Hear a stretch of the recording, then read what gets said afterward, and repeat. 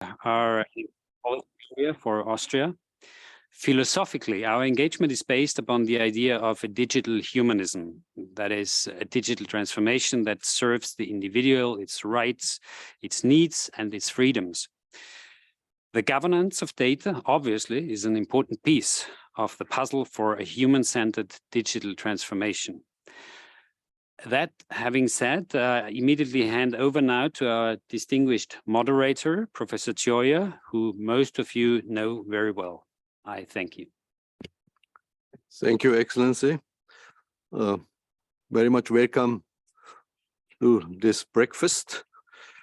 As pointed out by Ambassador, this is an initiative that could be regarded as an important part of digital humanism, and perhaps many of you have read the manifesto of digital humanism, which was started in Austria some years ago. So welcome. We have an impressive lineup showcasing the various approaches and perspectives and how to use data to produce public value creation through data policies. Data policies that empower individuals and communities to produce, archive, and share their data.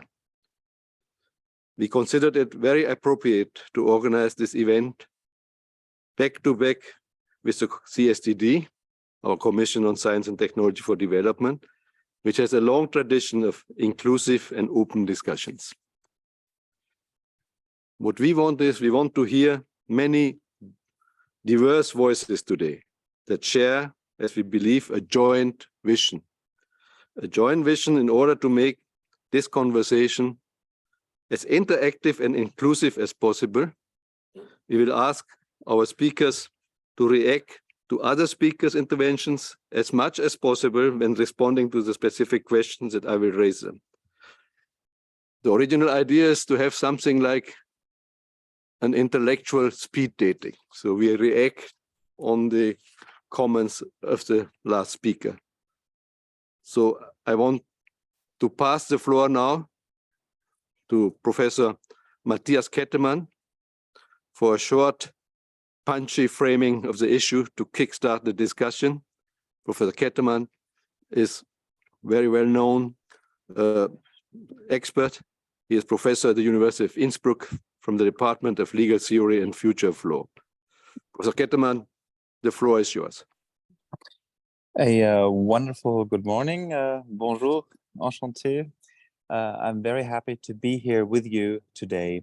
I'm sorry I couldn't be here in person, but we're currently organizing Austria's first Digital Law Day here at the University of Innsbruck, and we're actually dedicating one session to data governance. I would like to frame the debates for today's session, which I'm very excited about. Data protection for a long time has focused exactly on that, protecting data. We have failed to see the people behind the data and to see the public values which we can harness from good, sustainable, visionary data use. So I would ask you to consider, to join me on a journey that I foresee in the following way. For the past decades, data protection, as I've said, has focused on protecting individuals' data. This has been a focus that has focused too much on individuals and individual interests and has forgotten the collective dimension and has forgotten the value that lies in connecting data. So I would suggest considering, especially as we look towards the next steps in the development of data rules on the global scale, to found that on three fundamental columns, for three tenets. The first is, yes, we absolutely have to continue ensuring a very high level of data protection. That's a given. But secondly, we have to consider how to include privately held data, how to consider how to develop access options for scientists, for society, for societal representatives, also for public officials to privately held data. This privately held data is held inter alia by big platforms, by digital services that have for the last 10, 15, 20 years been largely unregulated when it comes to what they do with data. People, you and me, we've all paid with our data and we've supported their business models. We've received something for free, nominally, but we've paid with our data. And governments have, in the last years, not been very successful in limiting how those private actors collect data and what they do with data. We've all heard about the data breaches, data leaks of the last years, and the data access scandals by security services. So the second key vision that I have, apart from ensuring a high level of data protection, is to ensure also that we have better access to privately held data. How can we do that? Either through law, be that national, regional, or international rules, or through convincing private actors that it is in their best interest to cooperate and to allow for a better access to their privately held data through exchanging data, for instance, through connecting with other private actors in order to increase the viability of products and to ensure that the economic interests are aligned. This can be a good argument, a powerful argument too. Third pillar, we need to make sure that publicly held data, the data that states hold, is better connected. Currently, a lot of states have silos in which they collect their national data. Even within countries, even within highly developed countries, national data silos exist, and there's no connection between those, so that the public value you could harness from them is left on the side of the road. So the third important message is we have to consider how to better support countries in connecting public data, in developing exchange standards, in cooperating across borders, in making sure that the big questions of our times, which do not stop at national borders, can be answered by sharing the data that gives answers to those questions. And the fourth important dimension that I'd like to raise is that we need to consider creative data-related solutions. Those include data spaces held by, coordinated by international organizations. But those also include synthetic data. So the idea to produce data on the basis of existing data without any privacy concerns. If we follow up on those four elements, ensuring data protection, ensuring better access to privately held data, and ensuring better access to publicly held data, and thinking of new and creative solutions to our data-driven economy by, for example, considering the potential of synthetic data. If we do that, then I believe we can revolutionize how we see data. And I'm very excited to listen to the suggestions and ideas of the speakers that follow me.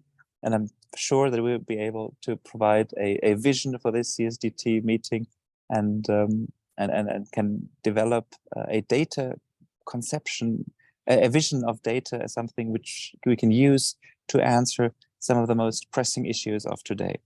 Thank you so much for having me. Thank you very much, Professor Kettermann, for introducing us these three pillars from data protection to data empowerment. And I would like to pass to the next speaker, Torbjörn Fredriksson, here, head of e-commerce and digital economy branch of UNCTAD. And as we know, in e-commerce, data is the main driver of all solutions. And of course, data protection is important, and privately held data should be kept private, but we need a better access to publicly held data. So I would like to ask Torbjörn, especially to answer the following question: how can the data-driven digital economy be reoriented to enable inclusive benefit for the many rather than for the few? Torbjörn. Thank you very much, Floor is Professor yours. Choa. I'm pleased to be part of what has been described as a speed dating exercise with this session. I think it's a great idea, and thank you so much for the organizers to make it happen. I think everyone today recognizes that data are of tremendous importance to the development of the world economy and society, and that how we handle data moving forward will greatly impact the extent to which we will be able to meet all the sustainable development goals. At present, the extent to which countries and stakeholders have the capabilities to translate access to data to what we call digital intelligence that can be harnessed for both private and social public value is very unevenly distributed. When it comes to private value creation, the global digital platforms are particularly well positioned to do what the previous speaker was alluding to connect different types of data together. And that can create knowledge, information, and digital intelligence that can be monetized. About 90% of the market capitalization value of the world's 100 top platforms is concentrated in two countries, the United States and China. To facilitate more inclusive benefits for the many rather than the few, it will be important to both improve the governance of data and of digital platforms, and also to greatly strengthen the ability of developing countries to take advantage of data for sustainable development. And that involves data generated in their own territories and data generated elsewhere. And this is, of course, no easy task. First, the current landscape of data governance is highly fragmented, and many countries are exploring how to protect data from leaving their territories, setting up various barriers to data from flowing across borders, even if they may not be fully sure about how that may help them in reaping the benefits from the data-driven economy. This in turn then risks leading to increased internet fragmentation and more limited development gains from digitalization. Secondly, there are huge digital and data divides, and current efforts to address these are still far from sufficient, which means that there is also a significant risk that existing divides will widen even further. So for this session and beyond, I think we need to explore every avenue in search of adequate responses. We need to consider what vision do we want to have for the future of digitalization, because that will very much influence what kind of strategies we should adopt to reap benefits from data. And how do we ensure that stakeholders from all parts of the world, even the poorer countries, are properly reflected in the discussions that we engage with here? Some principles here from our perspective, we think it's essential to have a multilateral process to discuss this, how we go forward. We need to have a multidimensional discussion on how data can impact on development, and we need to have multi-stakeholder involvement. We have a number of extremely important processes underway. We have the Global Digital Compact that has been proposed by the UN Secretary General, which offers a rare opportunity for governments and all other stakeholders to consider how the current data governance framework and how global digital cooperation should be improved. The Commission on Science Technology for Development can also offer a very important platform to identify possible ways forward. So it's very timely to have this session today. At UNCTAD, where I'm working, we will in the second week of May this year hold the 6th session of our intergovernmental group of experts on e-commerce and the digital economy, which will focus on one main topic: how to make data work for the Agenda 2030. This is another opportunity to foster the much needed dialogue, and I hope that you will all be able to participate in that and share your perspectives.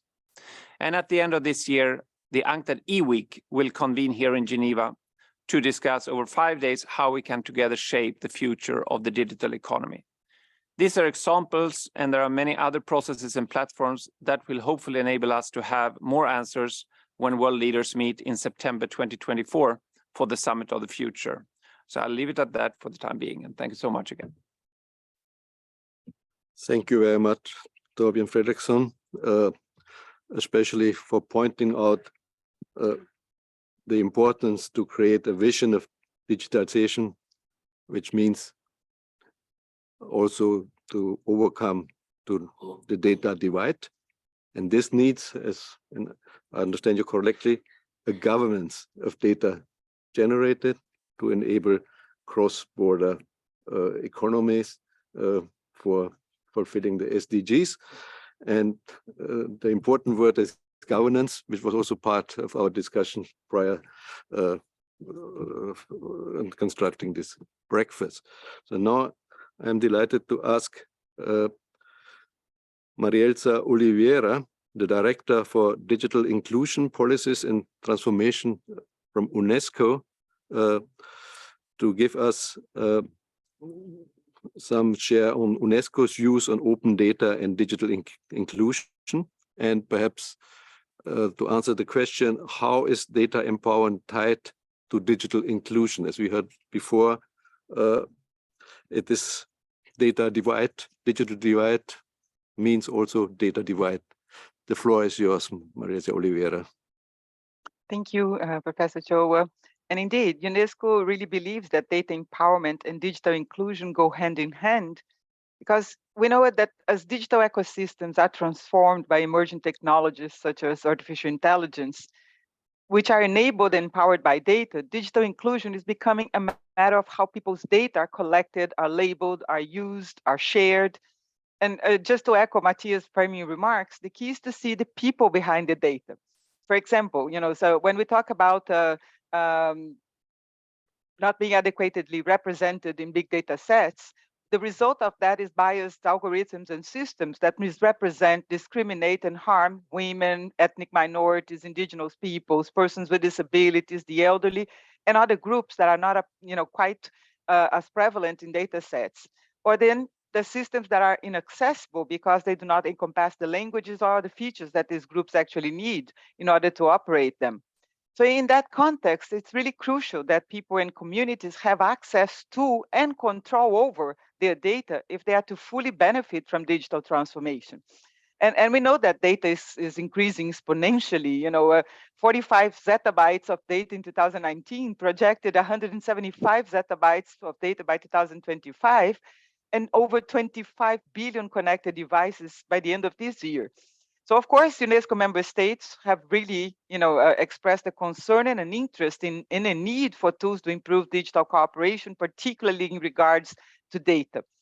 And because it encourages collaboration, sharing, and the free flow of ideas, the concept of openness is a crucial factor for us in UNESCO for fostering digital inclusion. When we can share data with the appropriate safety and security guardrails, people's privacy protections, individuals and organizations can then collaborate more effectively to solve complex problems, foster new technologies, create more equitable and inclusive digital systems. And for us, though, for UNESCO, then openness is a really key pillar to digital cooperation.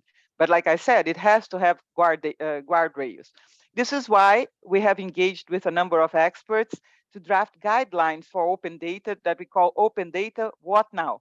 And the member states are looking at how to govern data, how to make available pertinent, minimum protected, and useful data to power up sustainable development while avoiding the risks that data can create.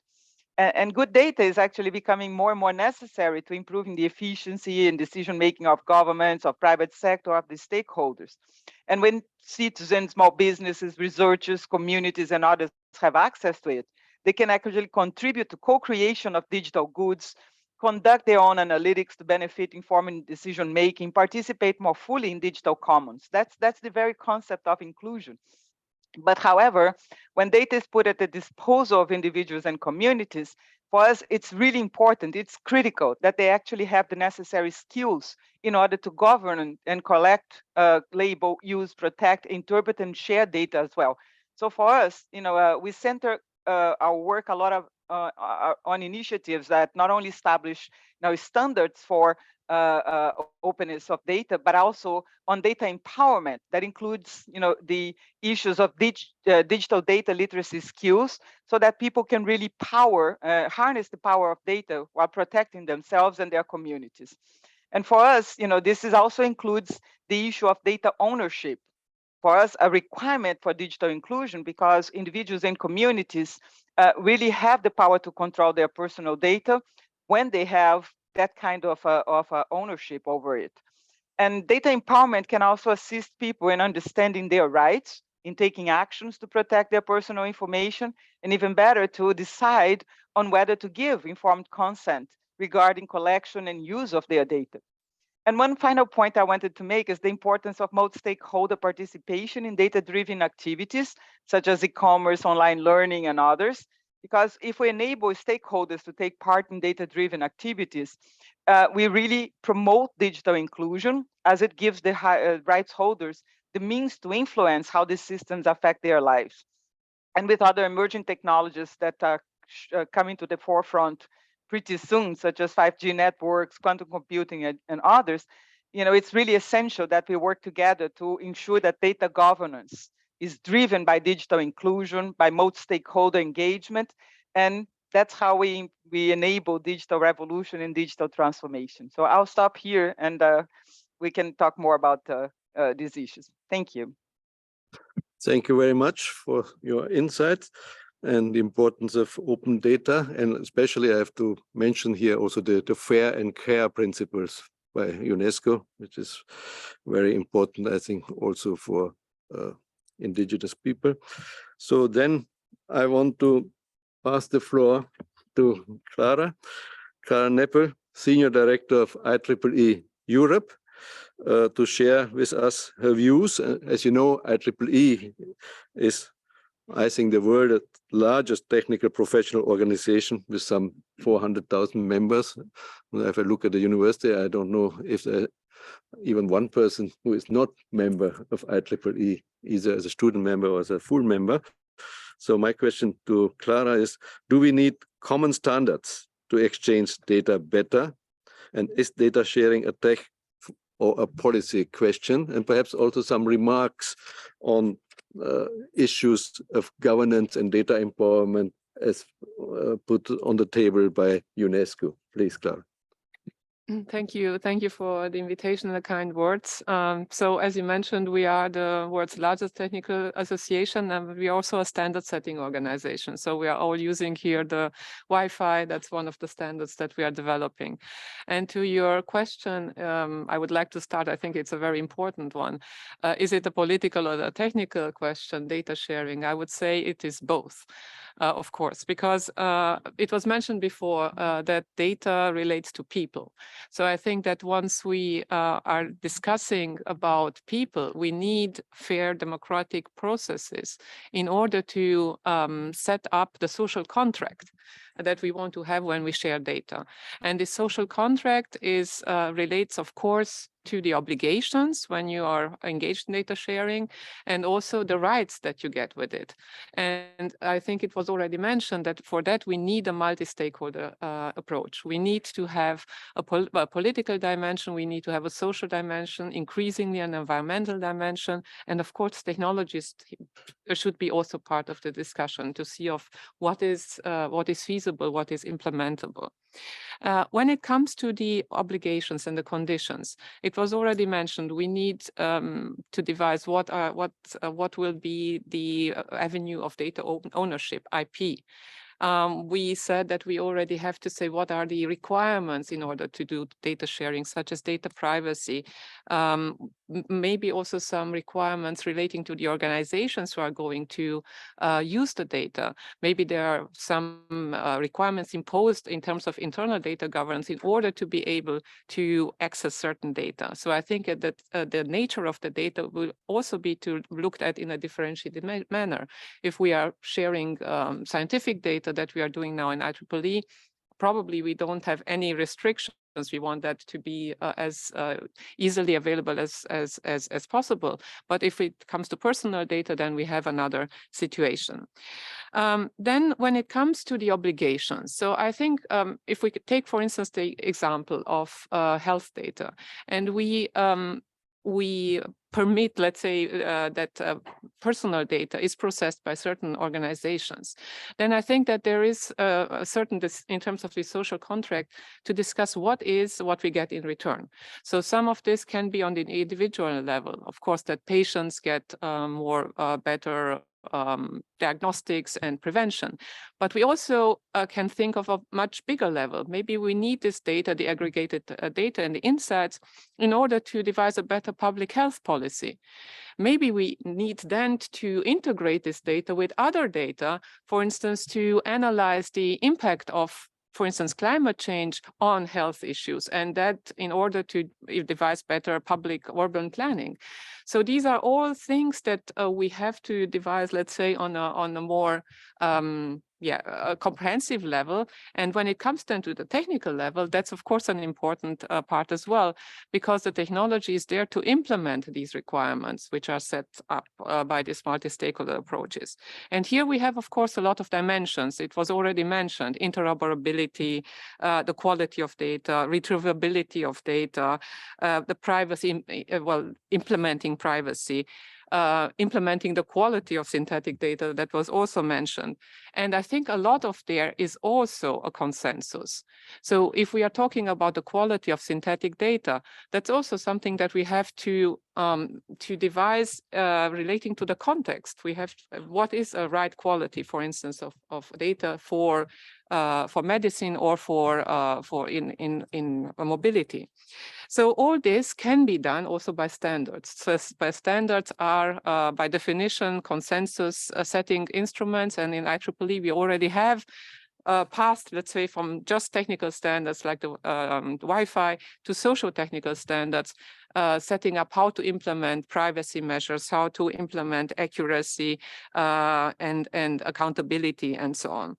So I would say, and with this, I would like also to maybe conclude, we see, let's say, different dimensions: the top-down dimension, the political dimension, devising requirements and what we want to achieve. And we see also bottom-up requirements like IEEE. We also have a data port, sharing scientific data and setting standards. I think it is essential that these top-down and bottom-up approaches come together to set up the framework which is best usable for that context, because we have different requirements in healthcare than in climate change. Or in other contexts. So thank you. Thank you, Kara, for pointing out these important questions, and especially in Geneva to speak about social contracts, because I think enlightenment started around here also with contract social. Yes, and as you pointed out, scientific data are perhaps one of the first areas where dissertation data, etc., are put for public use. And the very important question, what do we get in return? This is a question which is already there since, I think, about 20 years when we started with recommender systems. If you buy a book and say other people are also buying these books, what do I get in return? At least perhaps 2 cents if somebody is doing. No, it is for free. And this question has been discussed also at the beginning of the e-commerce long ago already, and we are still in this situation. So, but now I'm delighted to ask Bertrand Lachapelle, Chief Vision Officer from the DataSphere Initiative, and many of us from CSTD knew him because he was part of CSTD long ago. And he is now Chief Vision Officer of the DataSphere Initiative. And many of us, I think, know the DataSphere Initiative and perhaps also his paper. We need to talk about data, yeah? And also the DataSphere governance atlas. It was a governance atlas. Really, it's good that you speak after Clara. And if you look to the DataSphere governance atlas, you see also that most of this kind of data is concentrated on three fields. It is environment, it is health, and it is justice. And most of these answers are on this area. So I think we got an insight that much of the data is not yet there as we want to have it to fulfill the SDG. So Bertrand, the floor is yours. We are really looking forward to your contribution. Thank you very, very much. And it's very, very kind of you, Ambassador Toja, to remember that I have indeed been participating in the CSTD meetings when I was the French technical envoy for Information Society in the French Foreign Affairs Ministry. You mentioned the data sphere, and I'm indeed the Chief Vision Officer of the Data Sphere Initiative. And this concept was introduced actually in a report that I co-wrote with Lorraine Porciuncula on the occasion of the G7 presidency of Germany. And this report, We Need to Talk About Data, had the subtitle Reframing the Debate between Free Flow of Data and Data Sovereignty. And in that context, it seemed clear that there was a need for a sort of comprehensive concept to approach the question of data governance, which is going to determine basically the digital society that we're going to live in. And this concept of the data sphere took the inspiration from the atmosphere, the hydrosphere, or the lithosphere, as the environment of data that we live in, and expanding it to consider that it is the interplay between three dimensions. The enormous amount of data that we produce or use or share, all the human groups that actually collect, process, or make accessible this data. And third, all the norms, be they international treaty, national norms, contracts, or standards, etc., that organize the relationship between those human groups and the data. And this data sphere is actually a complex adaptive system that requires a different type of governance. So the first point I wanted to make is this concept of the data sphere. There are several publications that we've made, and I think it is an important background element. The second element is that the Data Sphere Initiative, which is now a foundation based actually in Geneva, has identified a very concrete mission that I think could be a common ambition for humanity in this data century. And this mission is to responsibly unlock the value of data for all. And here, every single word counts, because when we talk about data, we have legitimately put a lot of emphasis on personal data and the protection of privacy. However, there is an enormous amount of non-personal data in the fields that you mentioned. It can be to address climate change or water, sanitation, you name it. And this non-personal data is also the source of enormous potential value creation. Likewise, when we talk about value creation, it is not only about the economic value that we focus sometimes too much upon, because we talk about monetization of data, but there is an enormous social value creation that is possible, and we need to think about the articulation between both economic and social value creation.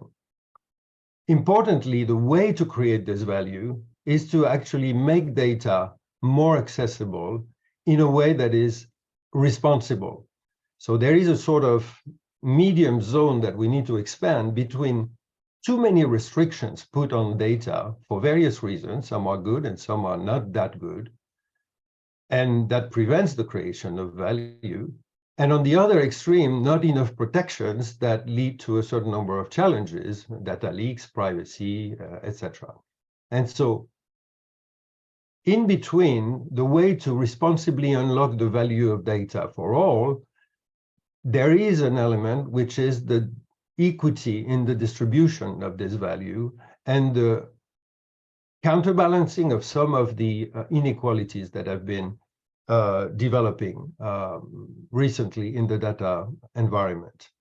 So if the mission and the positive vision for a data century and a data society is to responsibly unlock the value of data for all, then how do we do that? And one of the ways that I want to emphasize is that we need to take a protocol approach to data sharing and to responsible data sharing.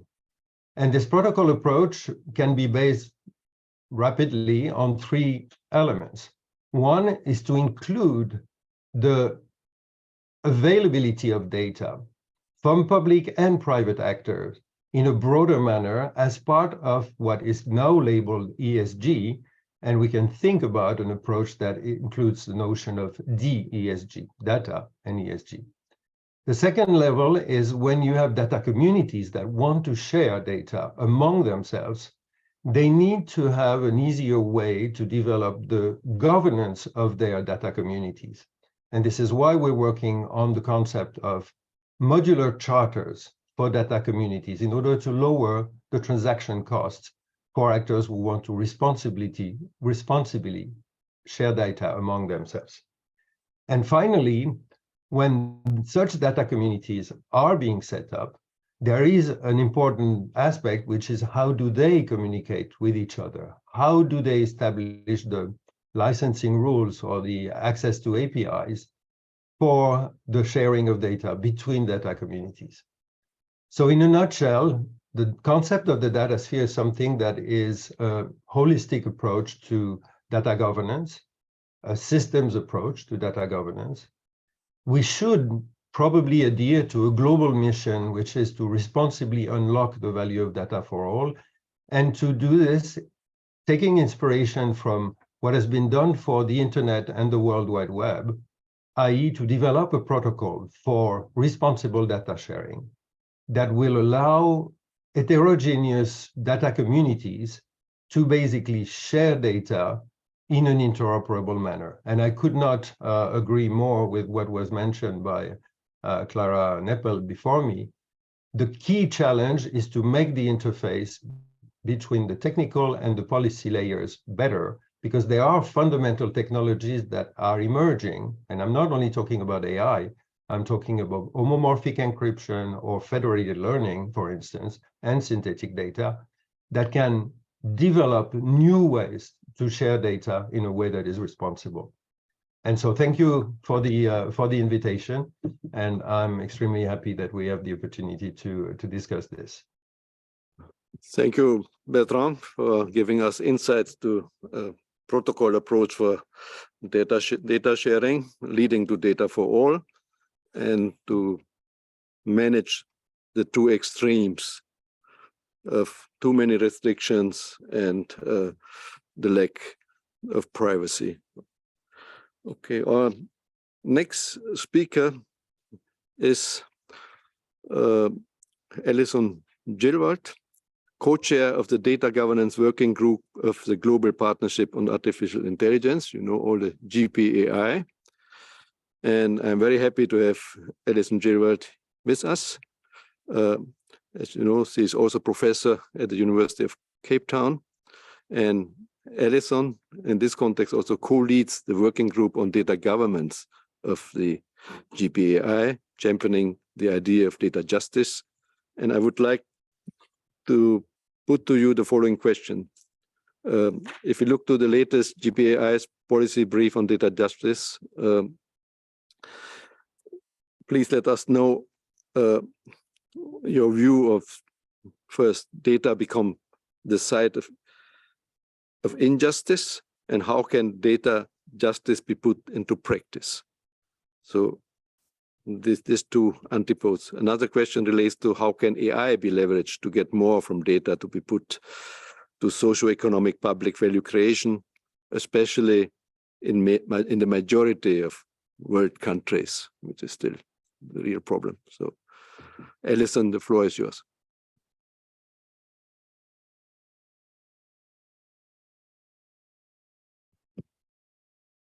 Alison? I think there are some problems. Okay. In this way, I just go further to the next speaker, to Caro Roach, Undersecretary of the Ministry of Economy of the Bahamas and co-chair of the IGF 22 main event on data governance.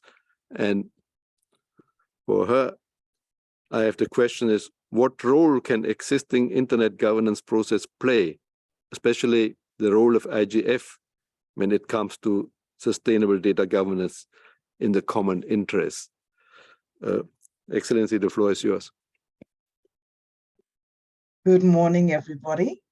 To give some context on the IGF 2022 that was held in Addis, it was under the overarching theme, Resilient Internet for a Shared, Sustainable, and Common Future.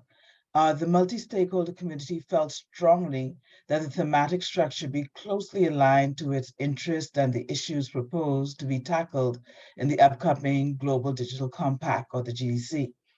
One of the main sessions conducted was entitled Governing Data and Protecting Privacy, Reality versus On Paper, a deep dive into the data ecosystem. And there were 5 sub things that we came up to.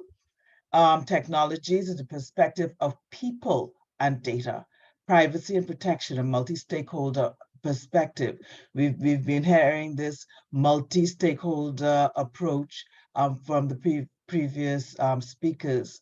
The second theme was data protection and privacy. What is being protected, people or data? Again, that's the underlying theme we've been hearing today. Are we protecting people or are we protecting data? The third theme was towards understanding of data governance and protection of privacy in a digital age. Again, a multi-stakeholder perspective. The fourth theme was cross-border data flows, opportunities and threats. It's very important to look at what are the opportunities, what are the threats, and minimize these threats, and of course, take advantage of the opportunities. The last theme was evaluation of the implementation of data privacy legislation, successes and setbacks. Who's really aware? So one of the messages coming out of IGF 2022 and Addis is that the current data governance landscape is fragmented. It's a patchwork of national, regional, and international rules. In this state, the common interest at its basic level is at risk. However, trying to find a one-size-fits-all governance approach or framework has its challenges or even barriers. There are cultural norms, traditions, political and legal structures. Even with a model framework, there will be different interpretations and enforcements due to these same barriers. Today, the conversation around data governance is reforming. We've heard that earlier today in the talk. We need to look at reforming how we think about handling data. And the conversation is now going towards the individual and collective human rights becoming the focal point. There's a move away from looking at data as a commodity which needs to be protected by government for the people. And we now see a move towards empowering the people to actively take control of their data. This conversation is being heard and brought to the forefront because of the existence of global multi-stakeholder communities such as the IGF. On a personal level, I gathered that both the audience and the panel at IGF 2022 were very passionate about bringing the data conversation down to the level of the basic human needs, such as personal health and pandemics, climate change and survival, livelihood and jobs, and social justice. We can then build a data governance framework that creates public value for a common good and that enables sustainable development. And by extension, it will address national, regional, and global levels. We heard today that, we can, if we're able to use the personal data along with other data in the ecosystem, then we can make better decisions when it comes to climate change. And we are then looking at the human element. And that is one of the key aspects we need to to keep track of the human element of data. So a key takeaway from IGF 2022 was that data governance should be a balanced approach, allowing free flow while addressing barriers and threats. A crucial message coming out of IGF 2022 is the need for internet governance processes to be in a language that people understand. We need to make it basic so that everybody can interpret and understand what is going on with themselves, really. It should be accessible and should be about the people and for the people. This is needed to build trust. This requires representation and inclusion, something that a multi-stakeholder ecosystem made up of government, private enterprise, legal, civil society, and technical entities would provide. The last message of note is making what is on paper a reality. It is felt that setting metrics, having governments and agencies report, and having a multi-stakeholder group such as the IGF measure and report on the collective metrics. This would go a long way in moving data governance to a reality. This, of course, requires buy-in and a commitment from participants of the entire data ecosystem. I look forward to a deeper dialogue on this. Thank you. Thank you very much for your contribution, especially pointing out the need of balance, also people and data, and especially for putting on the table for the first time here the word trust. I think this is a key issue here. And now I am delighted to invite Antonio Biazon, Legal and Policy Officer, Data Policy and Innovation of the European Union, the European Union's Data Governance Framework. And I would like to know about the European Union's efforts to shaping a new data governance framework, and what are European aspirations and how does Europe see how this links up to global discussions on data governance. Antonio, Yes. the floor is yours. Thank you very much. A very good morning to everyone. Really a pleasure to be here. And indeed, this is a pivotal moment for the data economy. So this is why regulating the information space is absolutely crucial, because we need to make sure that businesses, the public sector, individuals, everyone can harness the full potential of data. And really the past couple of years have been essential to reveal how digital technologies are really at the core of how we work, study, or even engage with other people. And to make sure that Europe is ready for this, it has mobilized unprecedented resources to invest in this digital transition. We have set out concrete digital targets for Europe to reach by 2030. We call this Europe's digital decade. So this is to make sure that everyone is in a position to be able to access the very best that the digital world can offer. And data is really at the core of this digital transition, which is why the Commission adopted in 2020 the European Strategy for Data. And this data strategy laid down the foundations for a data governance model that is based on the respect of fundamental rights and values and aimed at empowering all actors participating in the data economy. And previous speakers have mentioned very important fields of data governance, including platform regulation, interoperability, standardization, and even trust right now, and also how to handle open data. Now, I would like to highlight two pieces of legislation on data that the European Union has recently put forward.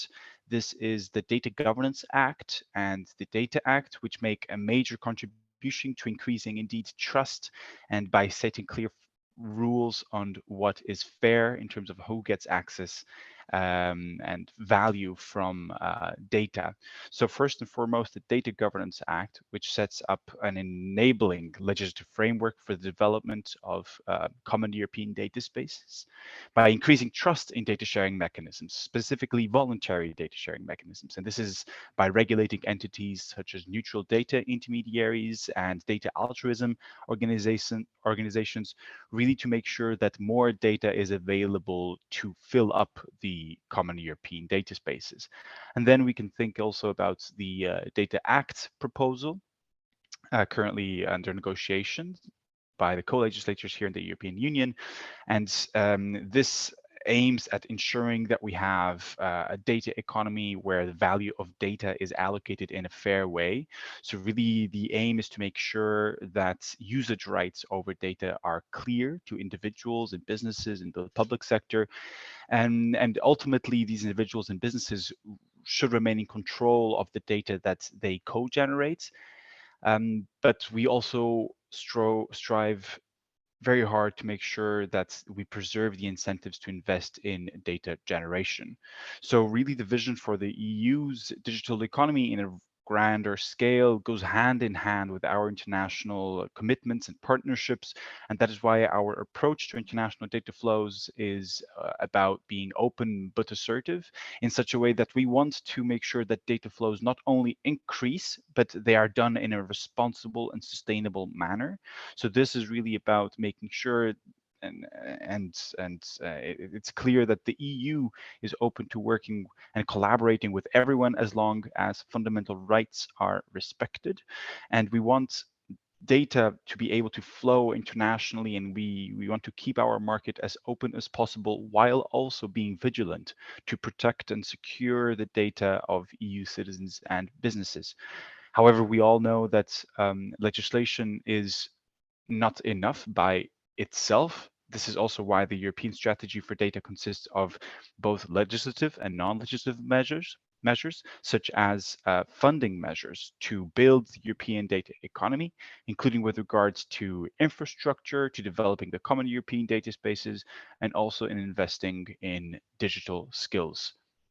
So our aim, to conclude, is really to create a trusted ecosystem for data sharing based on a human-centric approach that empowers those who contribute to data generation, and also creating a clear regulatory ecosystem with clear rules and fair rules as well on data access, sharing, and use. Thank you. Thank you very much for your contribution, leading to a trusted ecosystem and the legal framework needed for this.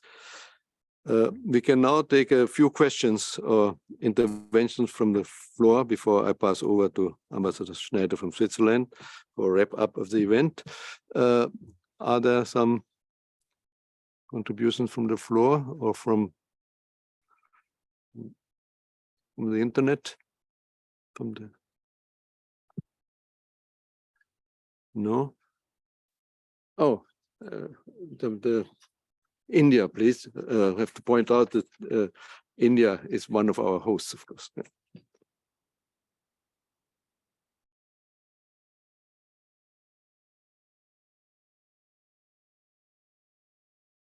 So thank you very much for giving me an opportunity to take the floor. At the outset, I want to thank the Austria mission for giving us the privilege to be a part of this very pertinent discussion on data, which is coming at the right time, especially for India, because we are now setting out to frame a legislation on the national data governance policy, which is to come up. It's announced in the budget this year, and it is to come up shortly. I would also like to just inform the House about a couple of things which have happened in India and which are important. So we are very supportive of the open data concept, and we have actually a website which has more than 600,000 data sets. It is called as the data.gov.in.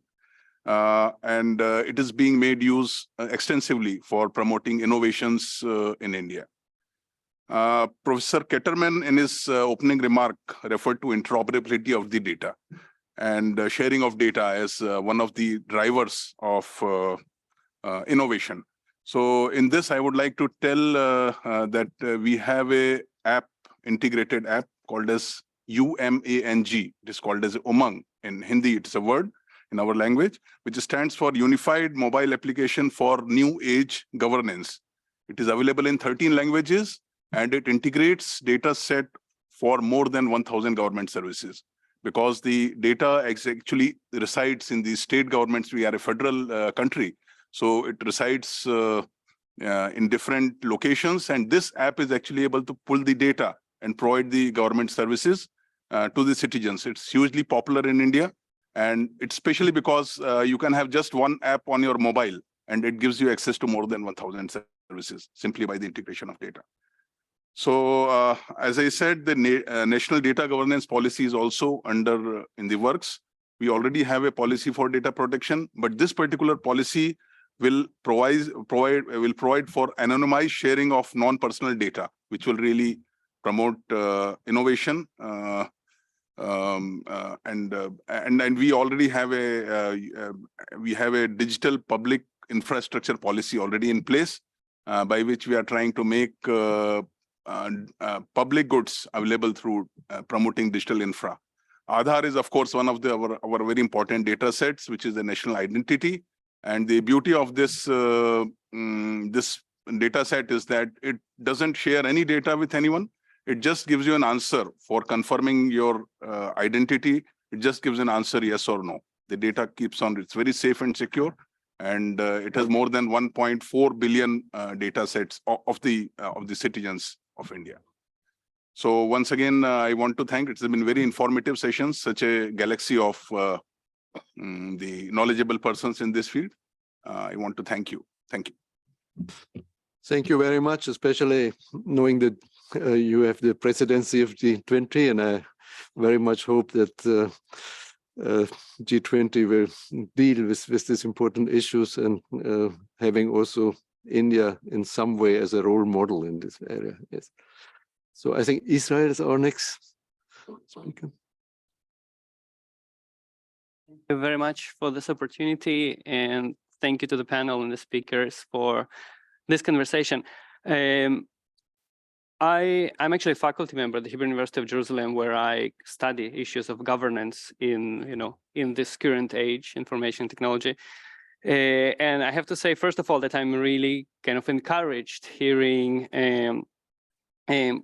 this discourse about balancing data sharing, deriving value from data with doing it responsibly while protecting like basic rights and freedoms of people who are data subjects in this sense.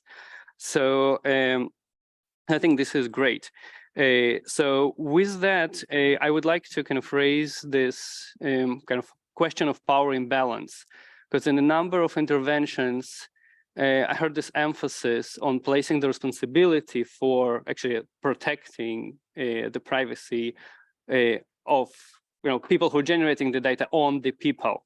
And I would like to put forward this idea that the ability of an individual to control her own data flows or access to their own data is limited today, especially with synthetic data that's being brought up numerous times.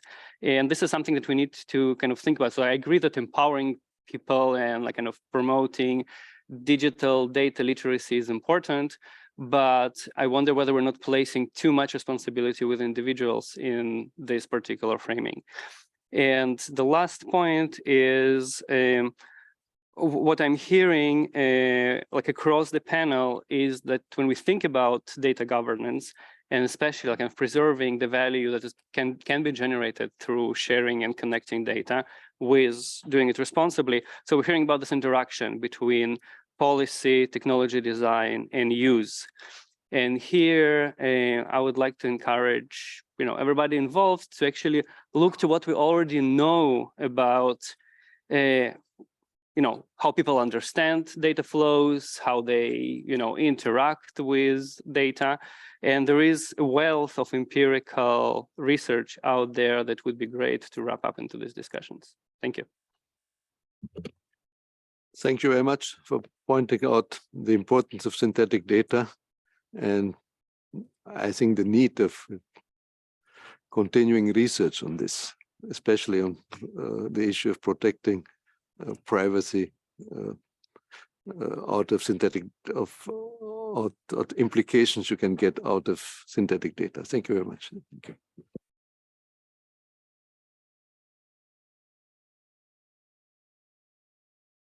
See any more contribution from the floor? We are perfect in time, in some way, and so I would like to specifically ask Ambassador Thomas about how, in his view, the issue of data governance can be taken forward to an international level, in particular in the view of the Global Digital Compact and the V6+20 process. Ambassador Thomas, the floor is yours. Yes, thank you, and thank you whole Austrian team for setting this discussion up. As a colleague from India has said, this is very timely and very important. And I think we've heard lots of good analysis and good statements, and also good concrete proposals to move this all forward. One of the issues I think is that we've realized as a challenge is that the benefits of the use of data is unevenly spread across the world, with mainly people and companies from developing countries not profiting as they should from the opportunities that data offer. What we've also heard, and what is something that we also strongly support, is the notion of a lack of a holistic international dialogue and approach and cooperation on internet governance. We've heard that when we discuss data sharing, that we often refer to the silos in which that take place. It's not only the use and the sharing of data that takes place in silos, but it's actually the same silos when we get to the governance discussion.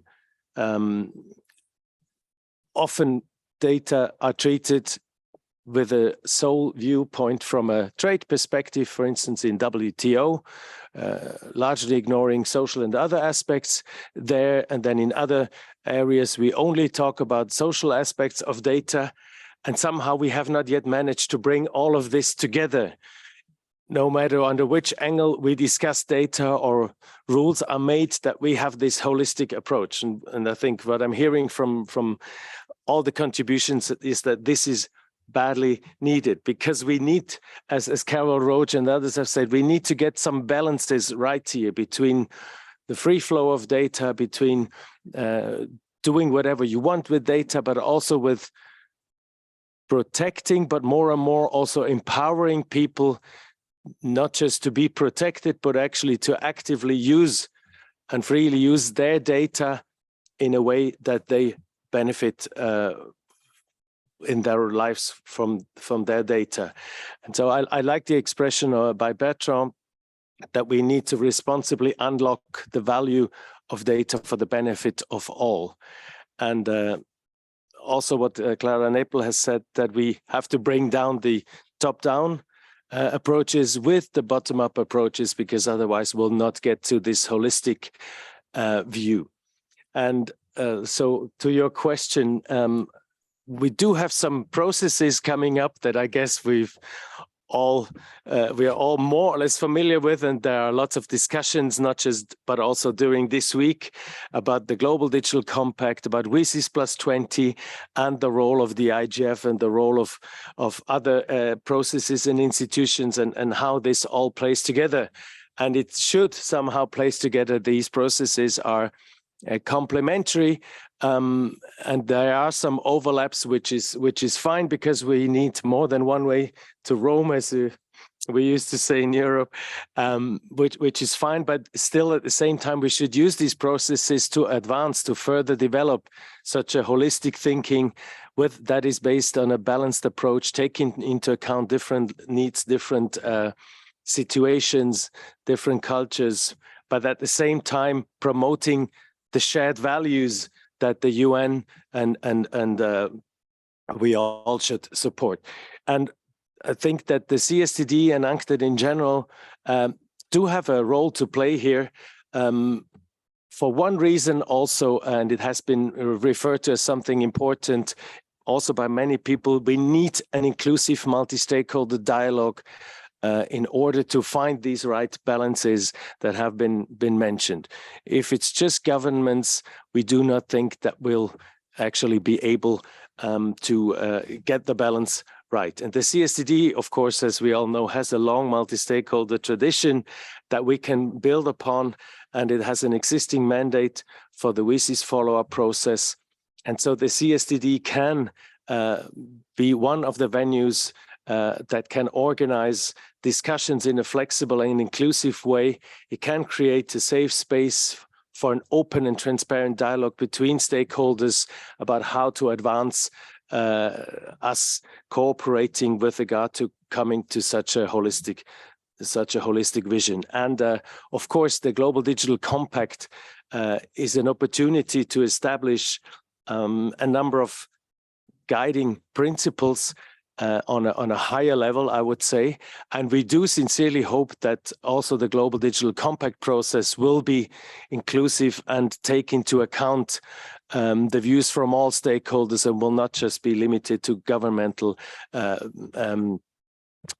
positions, but will take on the wisdom and the experience of all stakeholders. So we think that all these processes can contribute to helping us to get an understanding of what is needed nationally, regionally, globally, between, with, and across all stakeholders with regard to a holistic data governance that will help us all to benefit from the huge opportunities of data. And one important forum that has been mentioned also, and Carol has reported of what has been discussed in Addis Ababa, which has been a very high quality discussion on what is needed with regard to data governance, in particular also from an African perspective.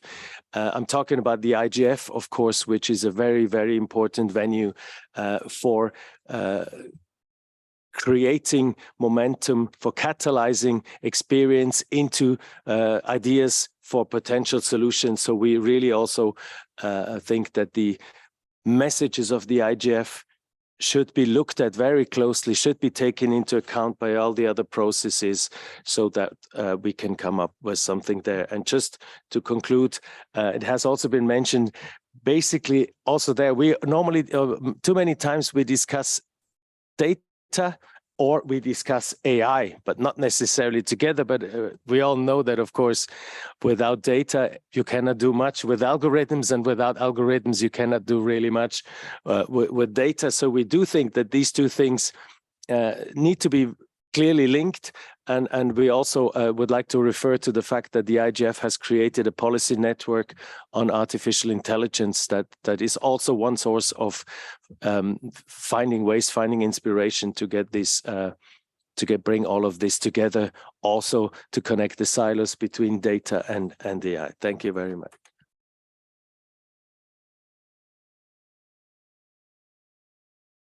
So that was the end of this session. I didn't know that I was supposed to moderate the end. So thanks all in the room, the growing number in the room, and hopefully the growing number also on the whole world.